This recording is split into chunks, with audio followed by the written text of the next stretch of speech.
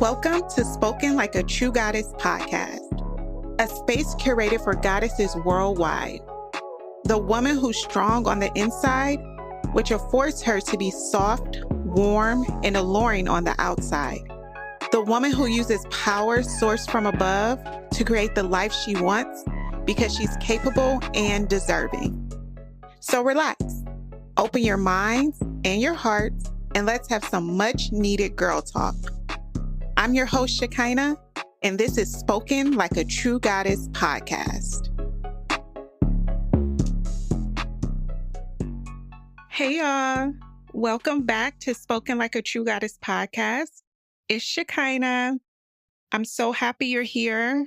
Today, I wanted to talk about confidence and how to be unshakable in your confidence. As a woman, having unshakable confidence is one of the best traits that you can have. When you do have that confidence, you are unstoppable and you can thrive in any situation. No matter what's thrown at you, you'll be able to thrive in that situation. There is a difference between confidence from your ego and confidence from within. The only way to have true unshakable confidence is if it's sourced from within. This brings me to my first point, which is don't look for outside sources to validate you. You can't attach your worth and your confidence to external things because once those external things leave or are taken from you, there goes your confidence. It's very important to not attach your confidence to those things. So when life gets shaky, when things aren't the way they were, when people leave your life, when you don't have the things you used to have, you'll still have that confidence and that love for yourself to get back or better than what you were before. We see it every day with celebrities. You see a celebrity for years, everyone loves them, they're on top, and then immediately they're canceled. All of a sudden, everything they ever worked for is gone. That's not a very empowering place to be. You have to trust yourself and don't look for reassurance from others. It may appear that some people are more confident than others, or some people have it more together than other people have it. But at the end of the day, we're all humans. We all have the same struggles. We all deal with the same insecurities. Some people are just simply better at masking them.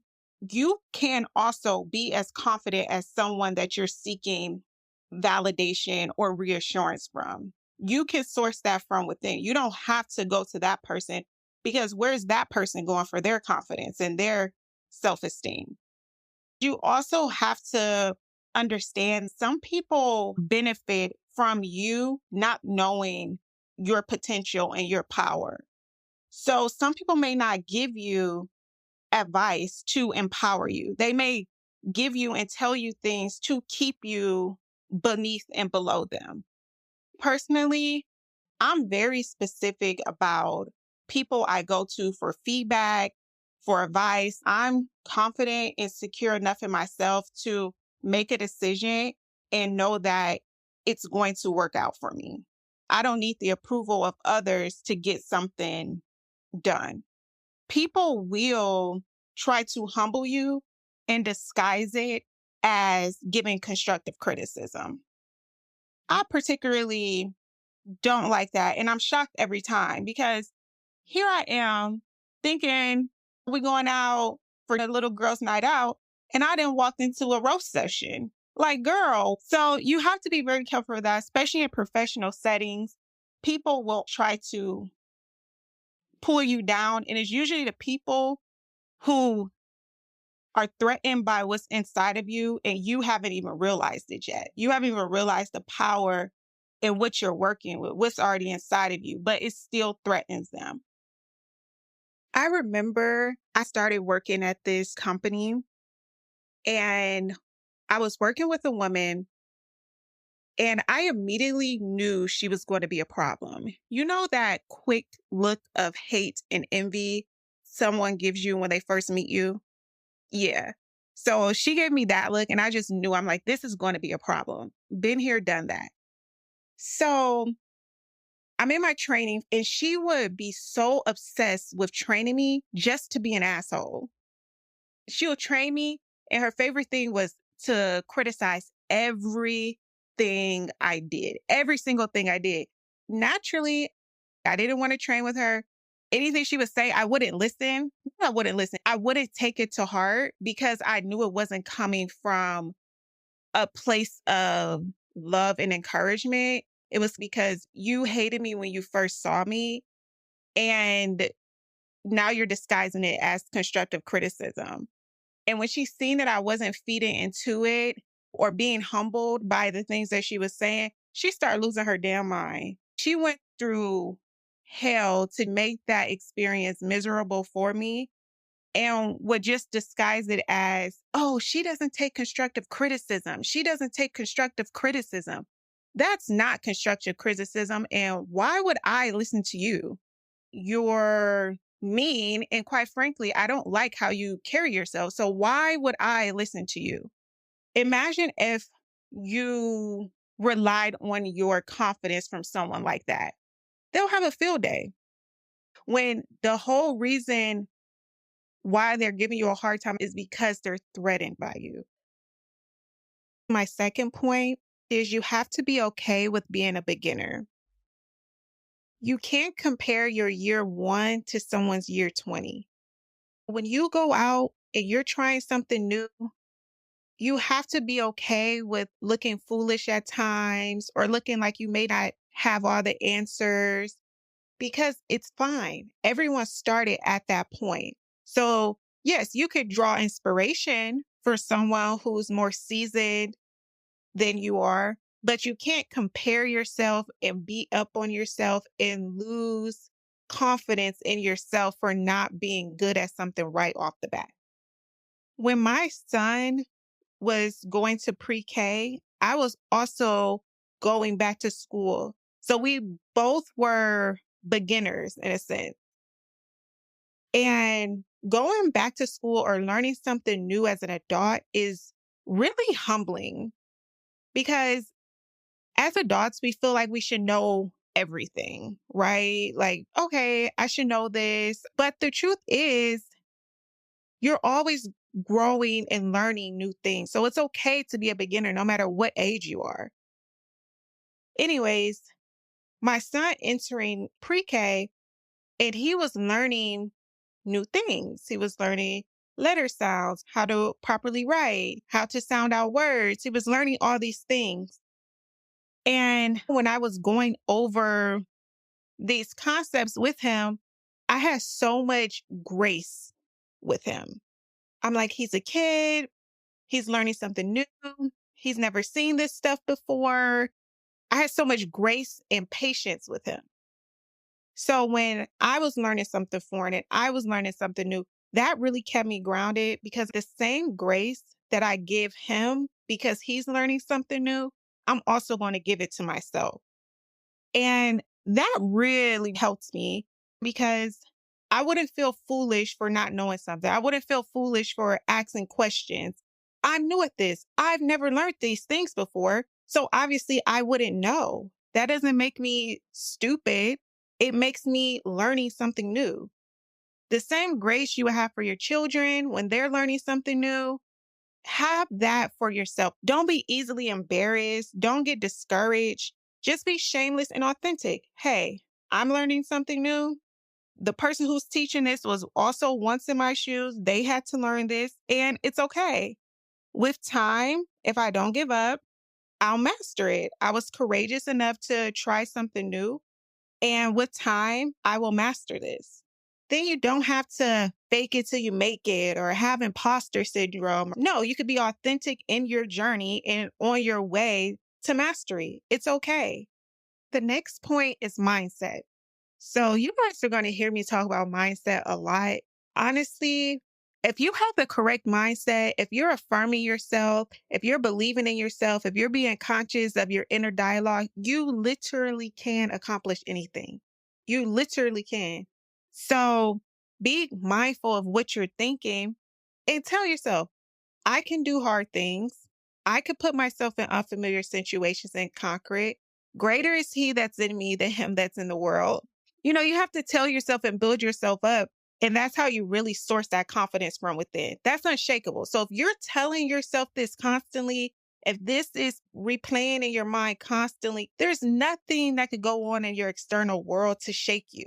There's nothing that could go on in your external world. You love yourself, you accept yourself, and you know that no matter what's going on outside of you, you'll be fine because your power and your confidence is sourced from within. Be mindful of the content you're consuming.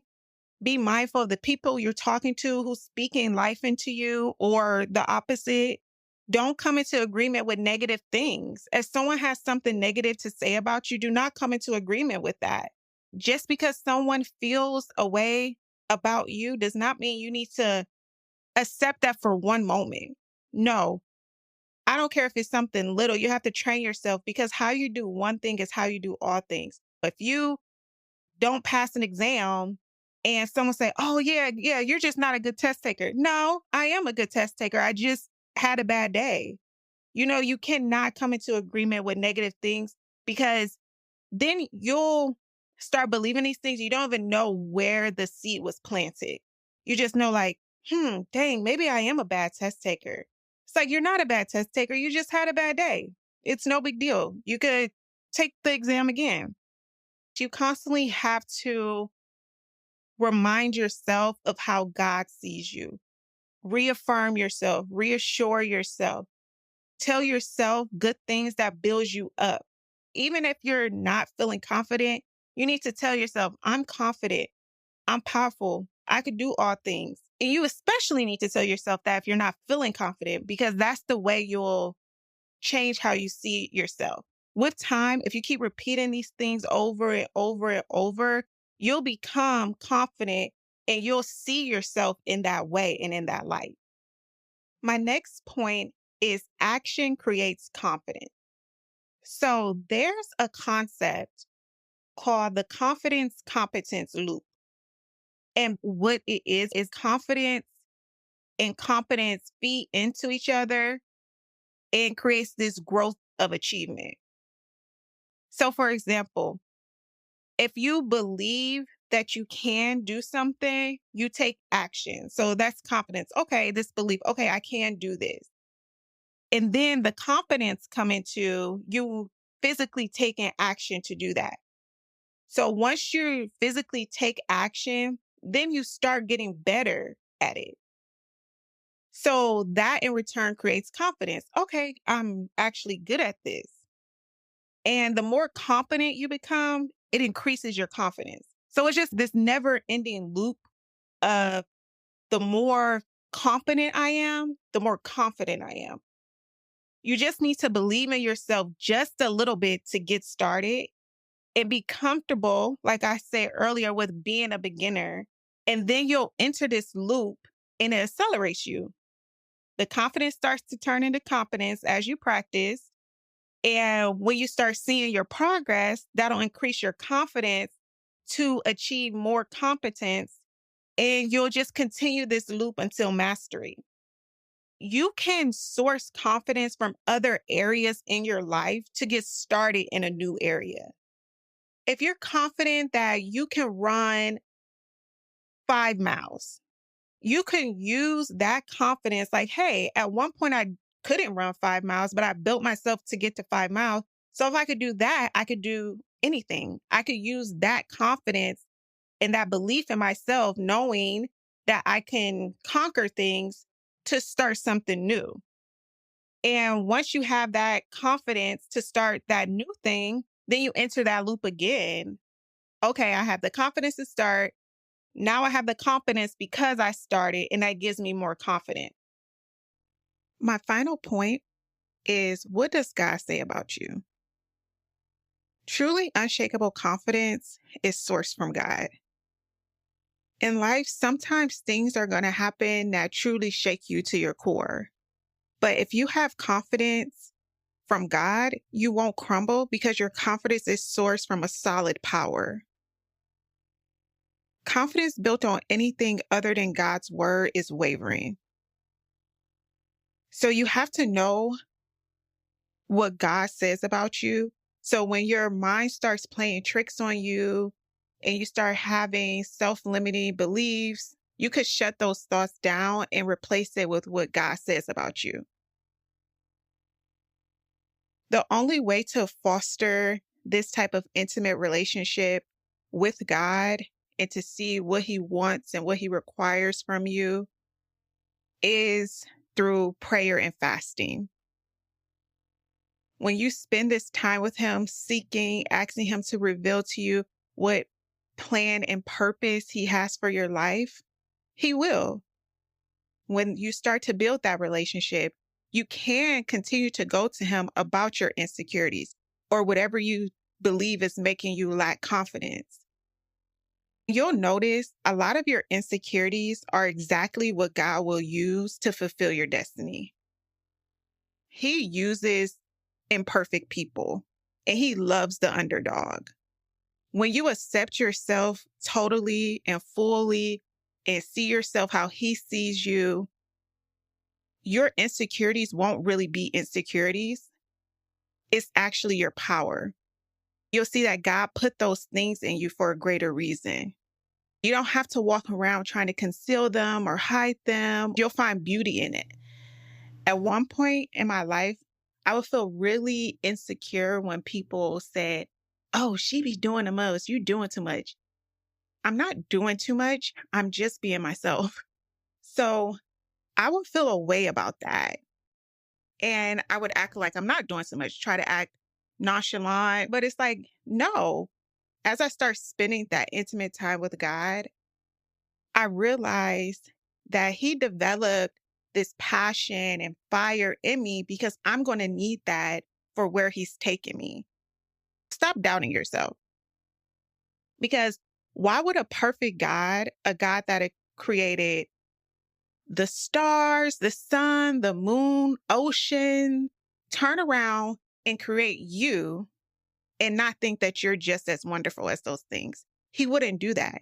He wouldn't fill your mind with mean words and self-limiting beliefs. That's not God. So no more hiding, no more dimming your light. Walk boldly into what God destined for you and shine unapologetically bright. That's all for today's podcast. I hope you enjoyed. If you love Spoken Like a True Goddess podcast, leave a rating and a review on the podcast app that you're tuning in on. I would love to hear from you. Be sure to follow us on all socials at Spoken Like a True Goddess. Also, if you would like sisterly advice from me, email your questions to sltgadvice@gmail.com. It will be answered on the pod with love and discretion, of course. Well, I'm excited for our next Girl Talk. Talk soon. Bye.